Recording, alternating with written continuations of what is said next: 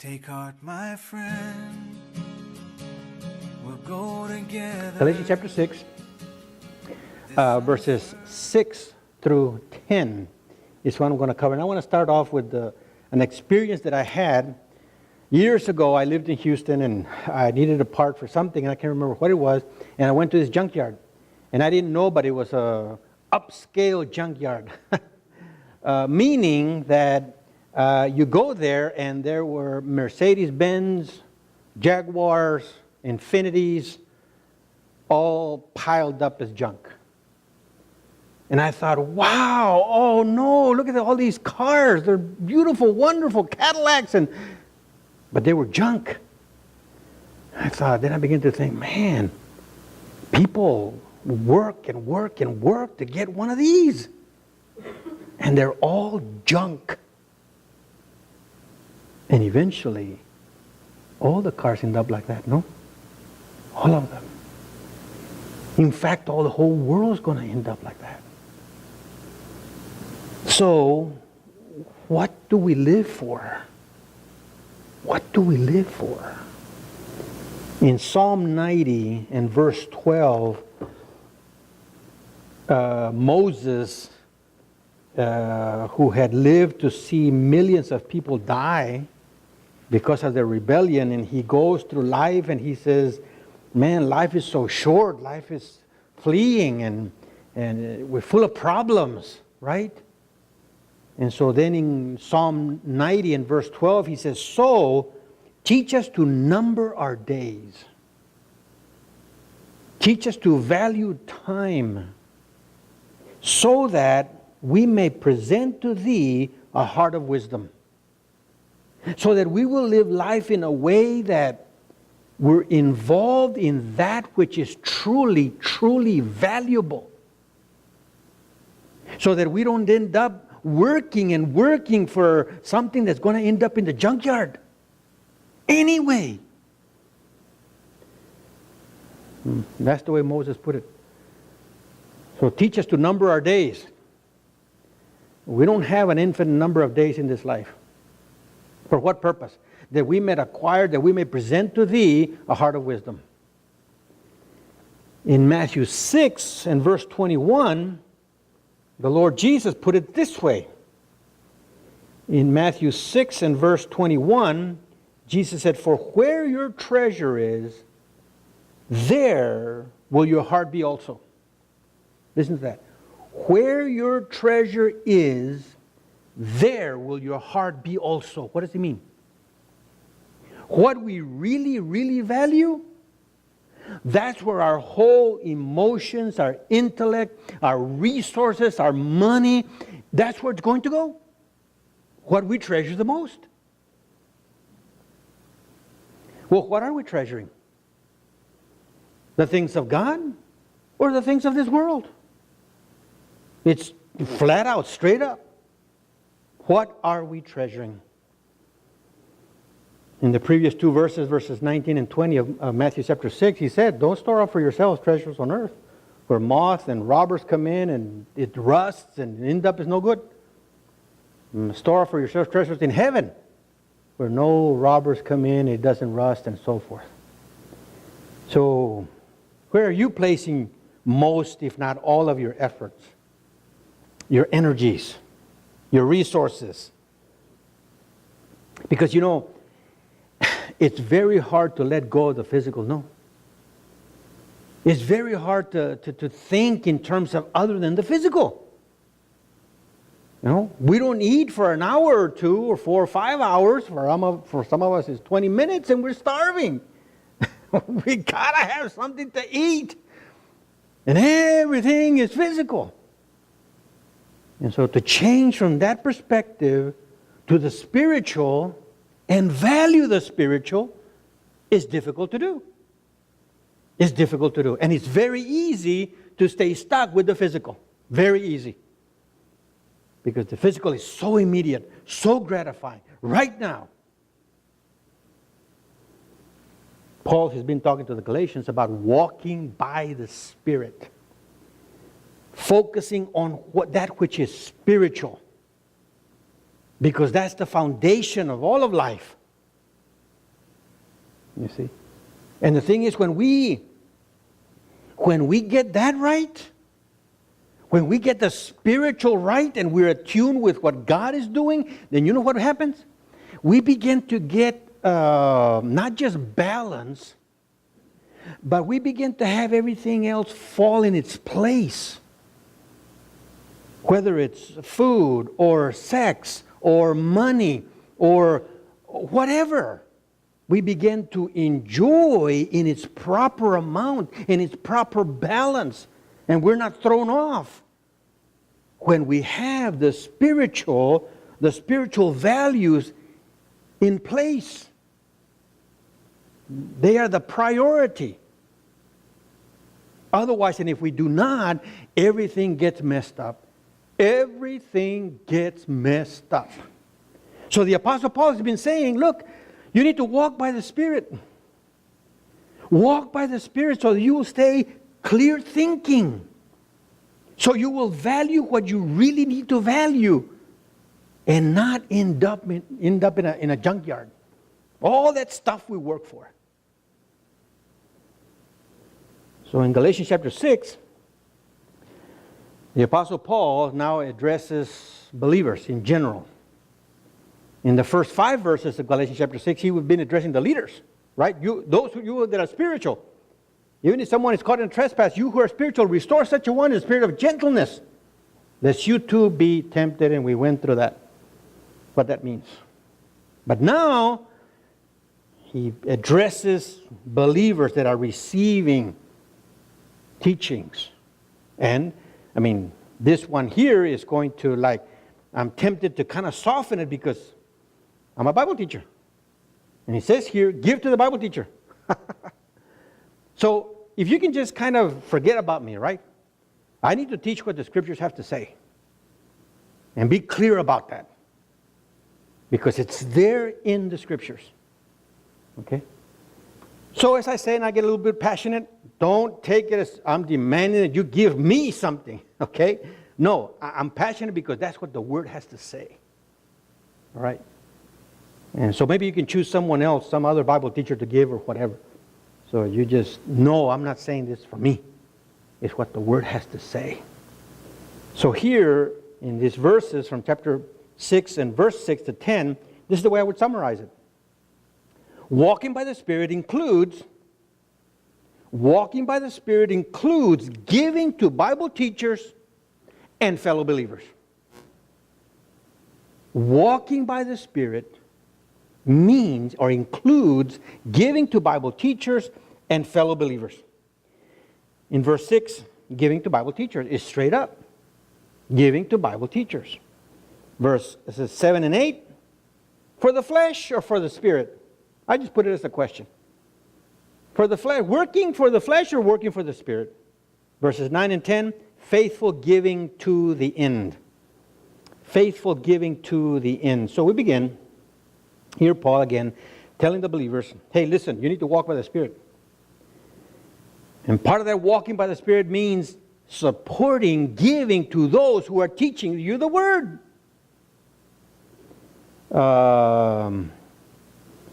Back in Galatians 5 and verse 16, that's what he begins. And he says, but I say, walk by the Spirit, and you will not carry out the desires of the flesh. And that's what he's saying. He's continuing that same theme.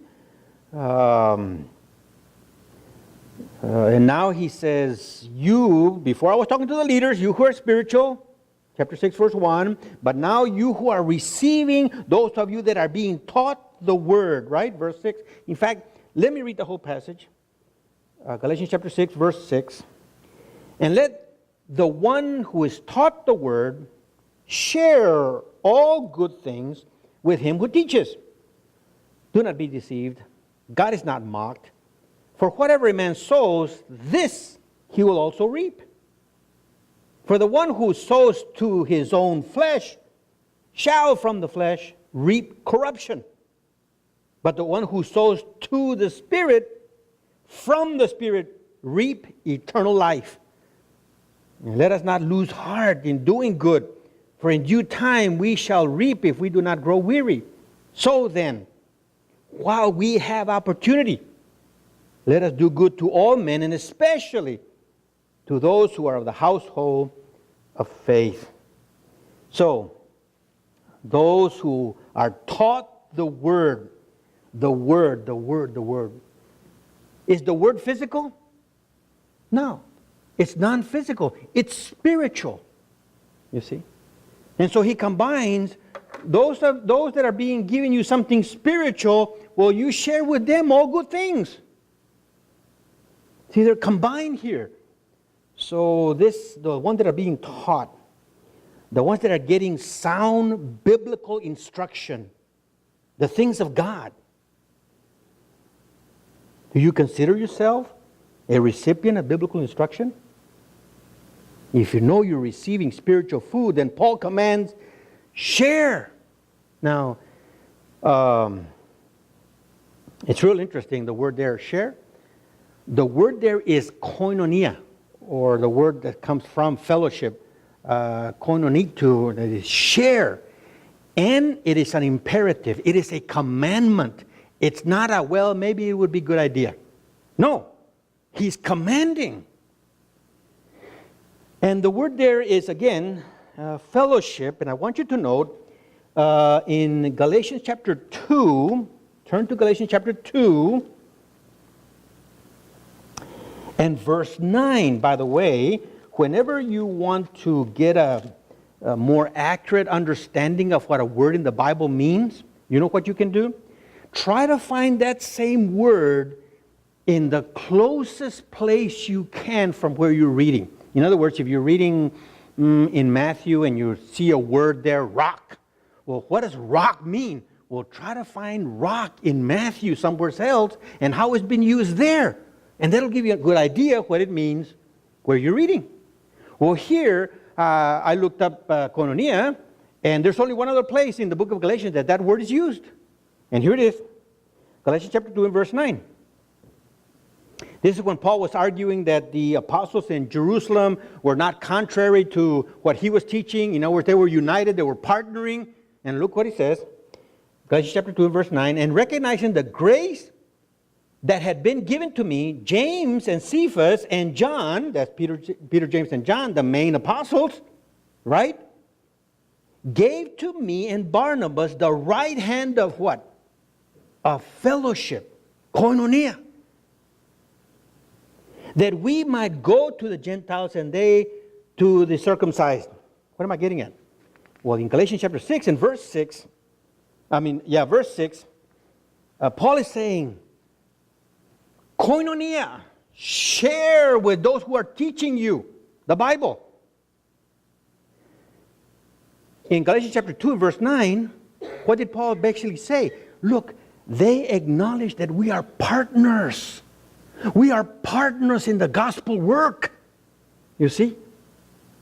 So here in Galatians chapter 6 and verse 6, what Paul is saying, look, be partners with the ones who are teaching you the Bible. Be partners. You're working for the same Lord. You're working for the same kingdom. Work together. Those that are teaching you the scriptures, they have to spend time in studying and thinking and looking at the culture and putting it together, and so then giving it to you. Well, they're doing that work. If they have to do that work, they can't be out there making money all the time. So support them and you will be partnering together. You see? That's what he's getting at. In Galatians 6 and verse 6. Partner with them. Give to them. And the sense, of course, is material goods. Finances. Share with what you have. The material goods, financial goods, with the ones who are teaching you. But you know what? It's hard to part with our money. It's hard to let someone else use our things. No? We have our things. No, don't touch that. No, don't touch that. What's that song? Don't touch that. Don't touch that. Isn't there a song that says like that? It's so hard to let go of our things. Let go of our monies. So now Paul says, don't be deceived. Don't be carried away. Don't be taken into the wrong path. Why would he say that? Because sometimes we think in certain ways, right? I need to hold on to my things. Mine, mio, mine. And we go in the wrong path. You see? Don't be deceived, he says in verse 7. And by the way, there's another commandment. There's another imperative. We can be deceived by thinking that the physical has nothing to do with the spiritual. Right?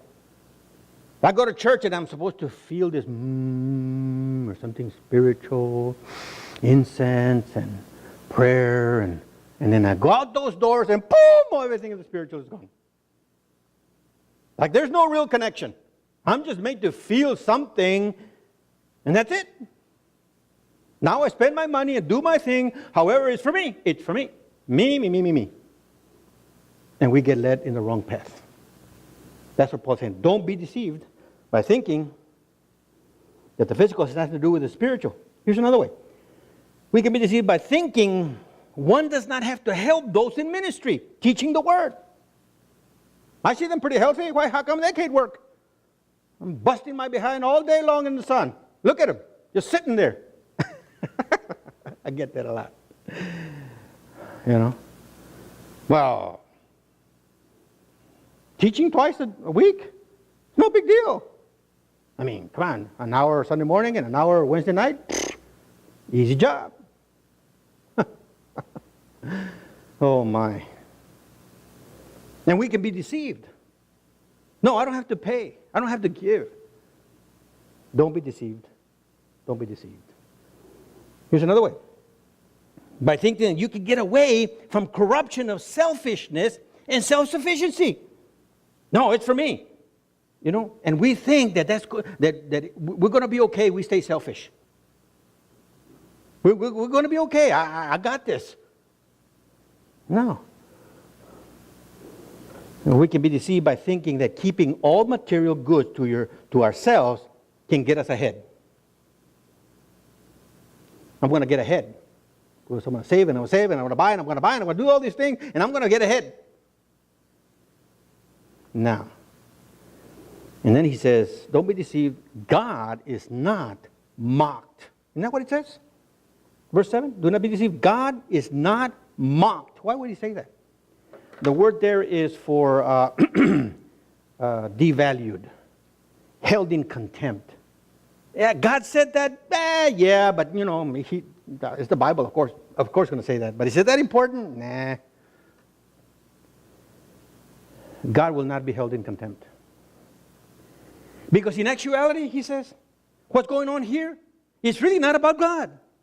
It's really a principle. It's a law. It is a law. What you sow is what you reap. That is a given. It's a universal principle. It is like the law of gravity here in the world. What goes up must come down. Why? Because there is a law of gravity. And so there is a law here at work. What you sow is what you reap. No questions asked. It's not about God being mocked. That's just the way it is. You see? And that's what he's saying. Whatever one works for, whether it's good or bad, is what one will reap or produce or get. Illustrations? You tell lies all the time, you're going to be lied to. You cause trouble, trouble will come to you. You play mind games are going to be played on you. And you can just keep the list going. Just keep the list going. You're immoral, somebody's going to be immoral with you. You betray, somebody will betray you. This is a lifestyle. What you sow is what you reap. That's a given principle. God will not be mocked. Now Paul starts applying that to the things of what he's been talking about the spiritual things. Walk by the Spirit, walk by the flesh, you're going to get those results. And so now he begins to apply it in verse 8. For the one who sows to his own flesh shall from the flesh reap corruption. Turn back up to chapter 5, verse 19 through 21. Chapter 5, verse 19 through 21. Here's the works of the flesh. Now, I'm going to read again from the Message, paraphrase / translation of those verses. And here's what you get if you work to the flesh, or for the flesh, for me. And just what this world has to offer. Nothing about the spiritual. Okay? So let me read this paraphrase. And this is what you'll get. This is what people will get when they just focus on themselves. Nothing about the spiritual. They don't want to give to the things of God. Okay? So I begin the Message. Verse 19. It is obvious what kind of life develops out of trying to get your own way all the time. Repetitive, loveless, cheap sex. A stinking accumulation of mental and emotional garbage, frenzied and joyless grabs for happiness, trinket gods, magic show religion, paranoid loneliness, cutthroat competition, all-consuming yet never satisfied wants, a brutal temper, an impotence to love or be loved, divided homes and divided lives, small-minded and lopsided pursuits, the vicious habit of depersonalizing everyone into a rival, uncontrolled and uncontrollable addictions, ugly parodies of community. I could go on. That's what one will get if just one sows to the flesh. Corruption. So Paul says, you don't want to give to the things of God? You don't want to give to the Bible teachers? Sure. Sow to the flesh. And you're going to get that. It's just a principle of life. What you sow is what you reap.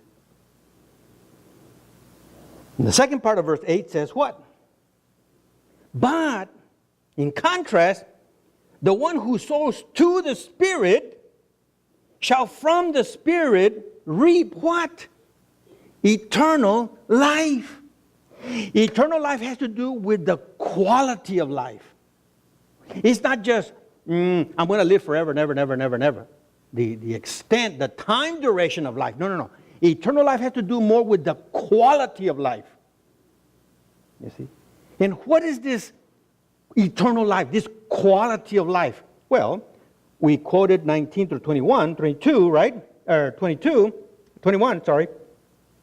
Well, now let's quote from 22 and 23, right? And this is the way, again, Eugene Peterson puts it.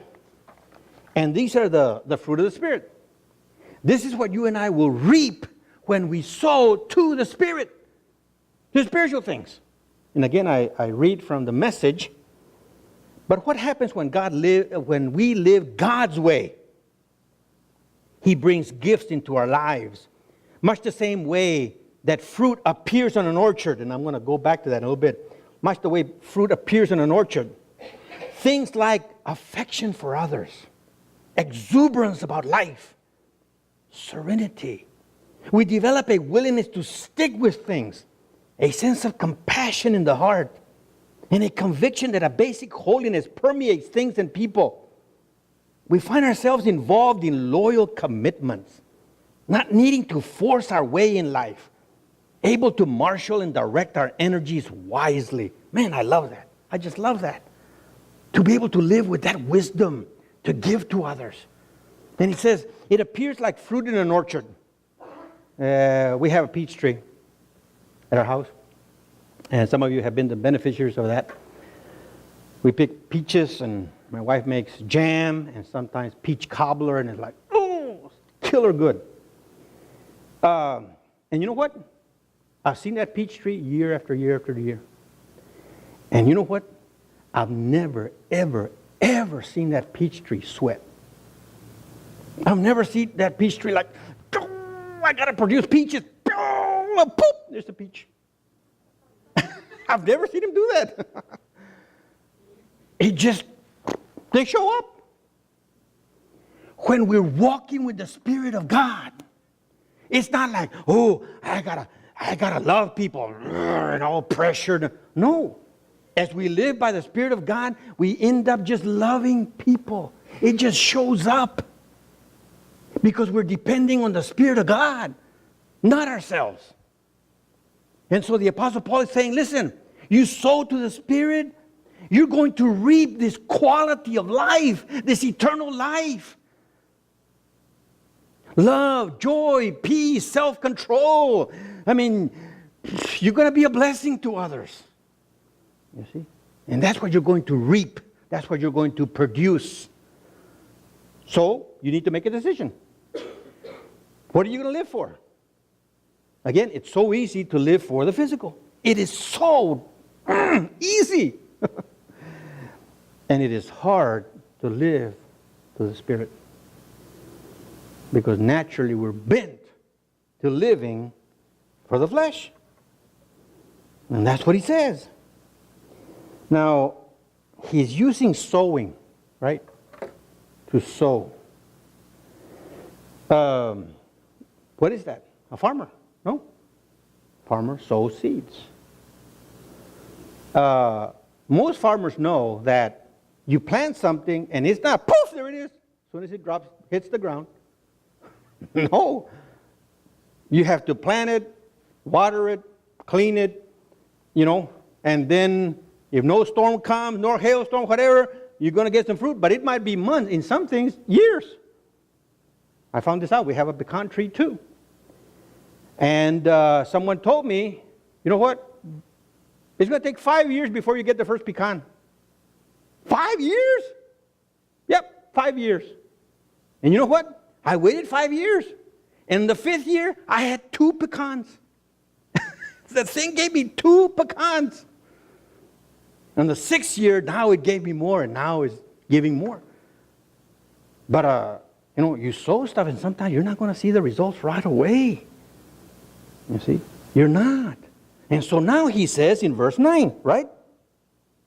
And let us not lose heart in doing good, for in due time we shall reap if we do not grow weary. In verse 9, the doing good there is different than the doing good in verse 10. In verse 9, the doing good is more of a moral beauty, something noble, praiseworthy, contributing to salvation. So here Paul is talking more about the quality and attitude or disposition that we're to have. Have this attitude of creating beauty, of creating something that's praiseworthy, doing good in that sense. And don't lose heart. Sometimes it takes years. And I personally can attest to that. That with some individuals it's taken years to see some fruit. I mean, with others, the Holy Spirit just whacks them, and man, all of a sudden they respond right, and man, I said, praise the Lord for that one, man. But some people take a long time. So don't lose heart. You keep this attitude of producing beauty, something that's praiseworthy, excellence. Don't lose heart. But in verse 10, so then, while we have opportunity, let us do good to all men. Let us do good. Here the word is more for doing that which is beneficial, advantageous, to enrich, to increase someone else. Bless others by giving to them. You see? So that's the meaning in verse 10. But I want you to note, it says here, While we have opportunity. While we have opportunity. There's many ways where we lose opportunity. Young people that are here, well, by my standards, all of you are young. But those of you that are watching on the internet, or those of you here, the few in the audience, there comes a time where you won't be able to do what you can do now. That's just the reality. I have dear friends who wish they could take leadership roles in the church, and they're not able to anymore. And they look back and they like, oh, why did I do this? That tripped me up and I can't do it anymore. I can't make it right. The opportunity's gone. While we have opportunity, sometimes terminal diseases come. My wife, Nancy, works with hospice. She's a nurse. And more than once, she's been with people. I don't want to die. I don't have time for cancer. I don't want to die. I've got so much to do. It's gone forever. It's gone forever. And there are those that have actually passed away. While you have the opportunity, do good. Don't miss out. Don't work for stuff that's going to end up in the junkyard. While you have opportunity, do good. Do good. And then he ends up saying, look, this is really a family affair. I mean, we're supposed to do good and give to everyone, right? But what does the text say here? The last part of verse 10? What does it say? Do good to all men, and especially to those who are of the household of faith.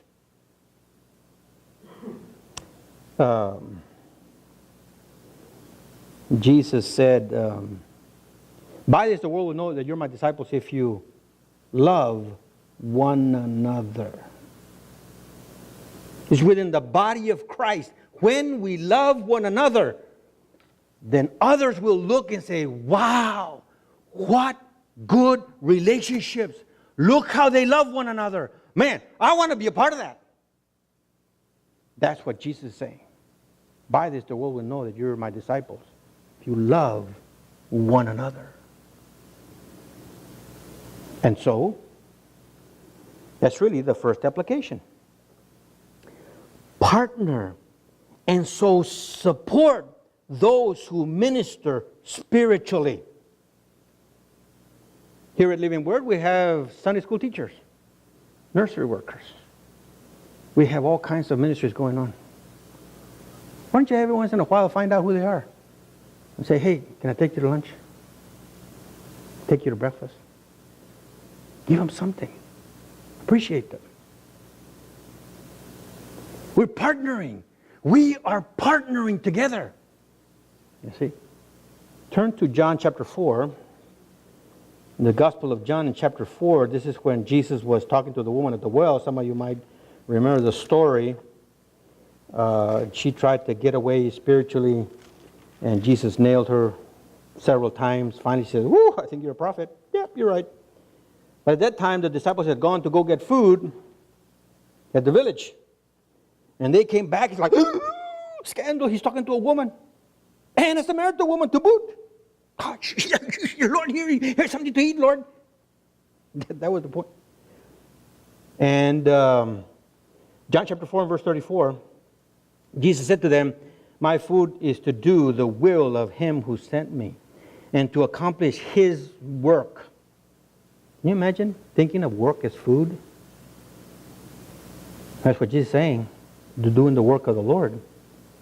Do you not say there are yet 4 months and then comes the harvest? If, behold, I say to you, lift up your eyes and look on the fields, that they are white for harvest. The woman was now coming back with all the people from the town. And Jesus says, it's harvest time, boys. Let's share the gospel. Now, did you do anything about this? No. They didn't do anything about it. He's the one that witnessed. Right? Now look what he said. Look what he tells them. Verse 36. Already, he who reaps is receiving wages and is gathering fruit for eternal life, that he who sows and he who reaps may rejoice together. For in this case, the saying is true, one sows and another reaps. I sent you to reap that which you did not labor. Others have labored, and you have entered into their labor. So, when you and I support those who teach the Scriptures, we are partnering with them. We are working together for that which is truly, truly valuable. So I say to you, partner with the church. Partner with those that are giving you spiritual food, giving spiritual food to your children. Partner with them. Give to them. Application number 2. Let me ask you a question. And I know the answer already. Have you ever thought, well, I think I know the answer. We're all human beings, so I know the answer, I think. Have you ever said, you know what? I want to work more so I can give more. You ever thought about that one? No. I need to work more because I need a new car. I need a new phone. I need a new house. I need new clothes. I need this. I need that. But hardly ever do we say, man, I want to work more so I can give more. Wow, that's a new thought. Another way to put it is, why do we strive to make money? Certainly we need to provide for ourselves, right? I mean, be responsible. We don't want to rely on people when we can do it ourselves. God gave us the strength and will and everything to be able to provide for ourselves. Of course. But look at Ephesians chapter 4. Ephesians chapter 4 is right after Galatians. Ephesians chapter 4 and verse 28. And let him who steals steal no more, but rather let him labor, performing with his own hands what is good. Look at the last part of that verse. In order that he may have something to share with him who has need. That's something? Work so that you will be able to share. Wow. Rest on that one for a while. So Paul is saying, walking by the Spirit and getting what is truly valuable, that is eternal life, means to give. Give especially to believers, and especially to those who labor in feeding you spiritually. Then finally, my last application, you need to make a decision. You make a decision, it needs to be a very, very solid, very clear, determined decision that you're going to sow to the Spirit and not the flesh.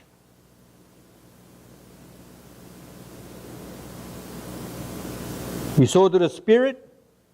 Here are some examples. You harbor a grudge. You nurse a grievance. Entertain an impure fantasy. Wallow in self-pity. Linger in bad company. Linger in bed when you should be praying. Reading pornographic material. And the list gets on and on and on. entertaining gossip, putting somebody down, protecting myself. Now, I'm not going to give my heart away because I've been hurt too much. I'm just going to buy and buy and buy and buy to make myself feel better. I mean, the list goes on and on and on. That's sowing to the flesh. Instead, we need to decide very strongly, very definitely to sow to the Spirit. Here's some examples of sowing to the Spirit. Forgiving. Forgiving. Instead of holding grudges, forgiving. Reading the Bible. Reading wholesome literature. Lingering in good company. Praying regularly and fervently. Worshiping God privately and publicly. At home, worshiping the Lord. Listening to good music that raises our spirit to the things of God. At home. And then Sunday morning. That's sowing to the Spirit. I don't know how many times I've said. Sunday morning, well, how much do we prepare for Sunday morning? Not much. You know? Saturday night, we stay up late. You know? Do all kinds of things we shouldn't and stay up late, and then Sunday morning, like, okay, I don't know why we're late all the time. Well, you know, you're sowing to the flesh. How about going to bed early? And how about reading something good before you go to bed? Maybe if you already know the passage, or listening to some good music that help you be at peace with God in preparation for worshiping God Sunday morning. That's sowing to the Spirit.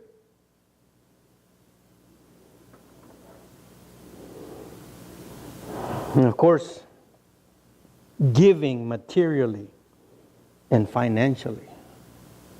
Giving materially and financially. Opening up our home for potlucks.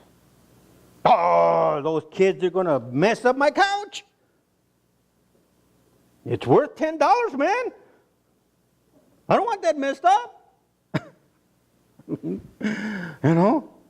I'm going to have to give up the Cowboys game. Oh, no. Instead of giving to people. And really, you know, depending what path we choose, it intensifies. It intensifies. If we choose the path of the spirit, of the flesh, by the time we know it, we're caught. It just gets more intensified. I've got to have that thing. And if we choose the path of sowing to the Spirit, it becomes more like, I want to give to the things of God. I want to help people. I will end with Proverbs chapter 4. Proverbs chapter 4 in the Old Testament.